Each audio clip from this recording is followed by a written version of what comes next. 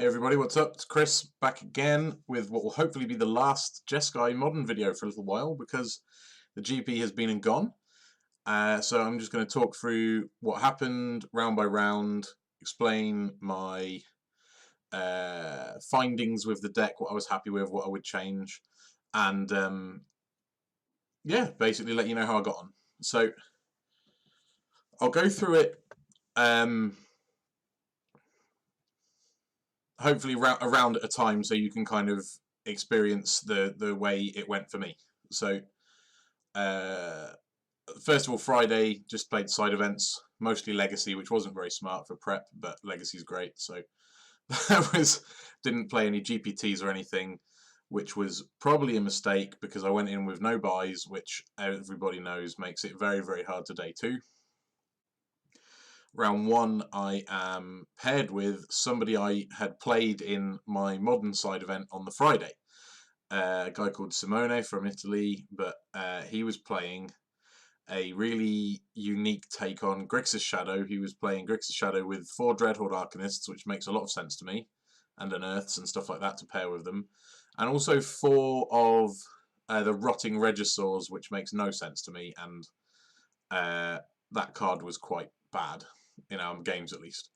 So I'd beaten him 2-0 in the side event, and I was fairly confident going into it, but I managed to completely blow game 1 from a winning position, because basically I was on 3, he was on 3 as well, I had a Colonnade, so he was dead next turn, and my hand contains like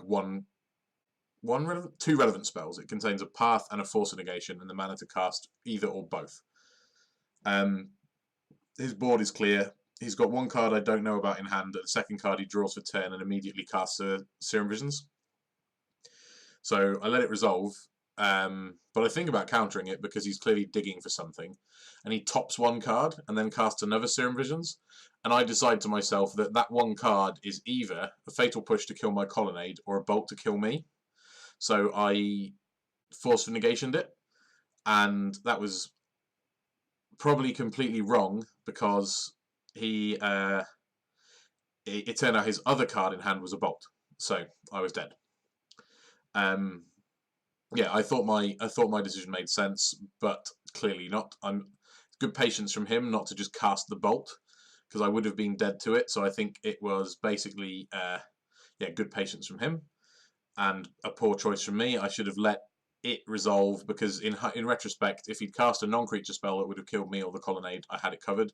And if he'd cast a creature, I'm trying to think, I don't think he had any creatures that could have blocked Colonnade or with haste, but I had the Path, so basically I cocked that up and blew it.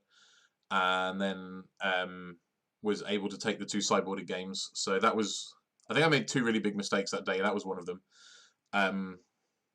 So I'm 1-0.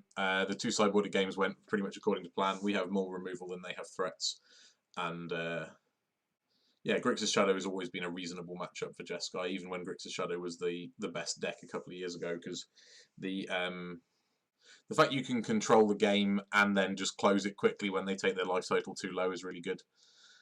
Round 2, I played against normal Boros Burn. My experience with playing Jeskai against Boros Burn is basically the match is nearly always decided by the die roll. You win the games when you're on the play, you lose the games when you're on the draw. I was on the draw, and sure enough, I lost 2-1. Every game went as you would expect, so basically it's always close. You almost always stabilise when you're on the play, and you almost always come up agonisingly short when you're on the draw, and so it proved to be. So we were like, yeah, we had 3 close games, and I lost the 2 where I was supposed to lose, basically. So I was 1-1 at this point. Round 3, I played against Mono Red Prowess, the new aggressive sort of Monastery Swiftspear and Lava Dart and Lava Spike and Lightning Bolt deck. And it was a bit easier than Burn because they rely on their creatures connecting more than Burn. They have less reach. So my removal is better, and the comparatively small amount of life gain I have of the 3 Lightning Helixes is less significant. So I was able to, yeah, I was able to close that one out, and then yeah, I think that what I can't remember. I think that one was a 2-1 win as well. I think I lost game 1, but the games 2 and 3 were quite smooth. I think game 1 he just had one of the amazing draws that this deck can have, where they go 1 drop into 2 more 1 drops, and then on turn 3 you die because they have, I don't know, 5 triggers on each, and you could only remove 1 of them, stuff like that. So, yeah, I lost game 1, won the 2 games with sideboards, because obviously you bring in Timely and Baneslayer and Purges, and it gets really good. So it's 2 and 1. Match 4, I'm paired with a Jund player, seemingly quite a good one. He certainly seemed to know the matchup. From my side, I absolutely love playing Blue-White X versus Black-Green X. It's like my favourite matchup. On either side, I'll happily sit in either seat, and I think my opponent felt the same. So we had 3 really awesome, long, close, drawn-out games. Actually, that's not quite true. Game 1 was a bit of a bloodbath. He just came out fast with 2 Tarmogoyfs, and I didn't have a Supreme Verdict, and I died. But the other 2 were proper grind fests, and we ended up. So I won game 2 after it was like a half-hour game, which left us with about 10 minutes to play game 3, and to cut a long story short, we were both incredibly close to winning game 3 when we went into turns. I think I was on about 2 or 3 life, and he had like a Wrenn and 6 with more counters than I had life. But I had plenty of cards in hand. He only had about 10 cards in his library, and I had an Ashiok with 3 or 4 counters on it. So obviously we don't know how the match would have gone based on top decks and stuff, but I think if I hadn't top decked any life gain, he might have won. And I think if I'd top decked like a Snapcaster to recast a Helix or anything like that, just to get me out of, or just a way to deal with the Wrenn, like a Cryptic or a Purge. If I'd been able to deal with the Wrenn just pinging me, then I think I would have won. So that was the drawiest draw you can ever get. We had really long, close games, and either player could have won it at the end, but neither did. So I was 2-1 and 1. Neither of us were willing to concede to the other one, which is, I guess, technically incorrect, but I think we both felt okay about it. So here I'm not dead, but not looking good. 2-1 and 1 isn't great. Round 5. Just trying to remember what order things happened in. Round 5, I am playing against Blue-White Control in the Pseudo Mirror. It was basically a fairly straightforward 2-0. I got a bit behind in game 1 by missing land drops, but consequently was I wasn't punished, and like he didn't just stick a big Teferi and kill me. And then when I did finally start drawing lands, I had a handful of powerful cards and was able to just like brute force stuff through. You know, like you play one Planeswalker, he forces it, then you play another. I think the opponent was a bit rogue with tapping out for colonnades, because he was, you know, sacrificing his whole turn to put me from like 18 to 14, and then had to 2-for-1 himself to counter a Planeswalker when it would have just been better to hold up the forced hardcast or something like that. So maybe a bit of inexperience on the opponent's part, maybe not. Basically just sort of outdrew, overpowered, and won 2-0 fairly handily. Match 6 was against the Mardu deck with 8 Pyromancers. If you haven't seen this, it's got 4 young Pyromancers, 4 seasoned Pyromancers, and then it fills the graveyard with lootings and Pyromancers, seasoned Pyromancer triggers, that is, with like Lingering Souls and Smiting Helix and, you know, stuff that's relevant in the graveyard. So the idea is that it's the most annoying, recursive, sticky deck that's almost impossible to beat over a long game. That's pretty much how game 1 went. I lost over, you know, like a 20-minute game with, you know, no one pivotal point, just sort of slowly slipping up through my fingers. Game 2, I was very, very far ahead. I had run them out of resources. I had about 5 cards in hand, including ways to close out the game. And I made a huge mistake, which is that I cast a 3-mana Planeswalker, I think it was Narset, on my turn, but I did it tapping a Field of Ruin. And in my mana base, I had 2 basic islands, because I was conscious that they played Blood Moon, but obviously I wasn't smart enough to leave this Field of Ruin up. And the opponent resolved a Blood Moon, because I did not have counter magic. I think the Narset whiffed that turn when I was hoping to hit something relevant. So, long story short, if I have access to either 3 blue to bounce the thing, or any amount of white mana, so I can cast Detention Sphere or Celestial Purge, and I can deal with this Blood Moon, I run away with the game. I didn't. He managed to just create some like trivial amount of 1/1 tokens that was enough to keep me under some pressure. And at one point when I was, digging for outs, I even had to bottom a basic Plains because I desperately needed to kill some tokens. So basically this game it all hinged on me not tapping the Field of Ruin and not being a moron. And I did and was a moron, probably still am a moron. And that was pretty backbreaking. So unfortunately, I lost that game, lost the match, and went to 3-2-1, which is dead for day 2. I was a little bit bummed at this point. I then decided that I had 2 things to play for, really. One was that my previous best record at a GP was 5-4, so I was looking to beat that, which I would have been able to do, because I've only played a couple of GPs, I should maybe say that. I'm not like a GP regular. I usually just play the UK constructed ones, which is like maybe 1 a year. Sorry, I've lost my train of thought. So yeah, I was playing for my 2 things. My firstly was my personal best, and secondly was like, frankly, you pay £55 to enter this stupid thing, and you get nothing out of it. You might as well get your full day's entertainment.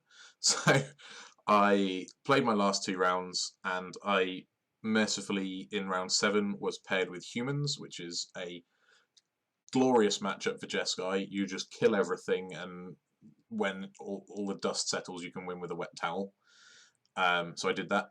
And then round 8 was also humans. Pretty much followed the same pattern as round 7. And so I ended the day 5-2-1, which, whilst a good record, isn't quite good enough. This placed me something like 184th, I think, and the total field was 900 players, of which like 170 made day 2 at 6-2, so I was agonisingly close. The target I set myself was to day 2, so I am a little bit short of that, but still sort of satisfied. It went okay. In terms of where that leaves me with the deck, I got to say, I think overall this is about as good of a build of Jeskai as you could have, but Jeskai is still basically bad. I was extremely fortunate to dredge and Hogak in the 8 rounds that I played, because there was 22% Hogak in the field, and that's a horrible matchup. So maybe I got a bit lucky by playing against decks that I don't mind playing.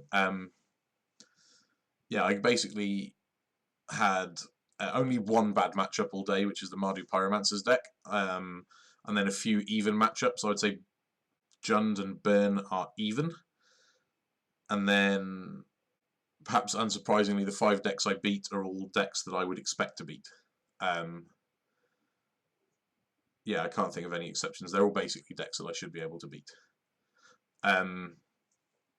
So what stood out for me from the deck? So perhaps surprisingly, the sideboard Ashioks were amazing. Pretty much brought them in all the matchups where you sort of half care about graveyards. So I brought them in against Grixis Shadow to deal with like making it harder for them to. Their mana base is really something like 70% fetch lands, 30% mana producing lands. So it was partly to constrain them on mana, partly to make their K commands and snapcasters worse without hurting my own, and partly also it dealt with Dreadhorde Arcanist, it dealt with Unearth. It kind of nullified a good percentage of their deck without at little cost to myself, whilst also doubling as a win condition. Not that I won any games through mill. Same versus Jund. Ashiok came in. Ashiok also came in against Red Prowess because that was the build with Phoenixes. So deals with Arclight Phoenix. Oh, and it came in versus the Pyromancer's deck as well, because they are a very graveyard-centric deck, but I also brought in Rest in Pieces against them. But what I was trying to say is that Ashiok is great if you don't want anything as extreme as a Rest in Peace, because, like, Rest in Peace feels a bit dubious against Jund, because, like, sure, you turn off their Tarmogoyfs, but it's like a war of attrition, and if they don't have a Tarmogoyf, then you've used a slot for nothing. You're down a card. So Ashiok was great in that respect. It gave me like a piece of sideboard hate with additional utility. The Planeswalker suite felt really good. I would quite like to squeeze in another Teferi Time Raveler. I was impressed with that card. And I would also quite like another big Teferi. I have, since I'm assuming Hogak is about to get banned, I could be wrong, since for my next like local thing, I've taken out the Surgical and put the Teferi back in. So I've got 2 Teferis now. Yeah, the mana base felt good.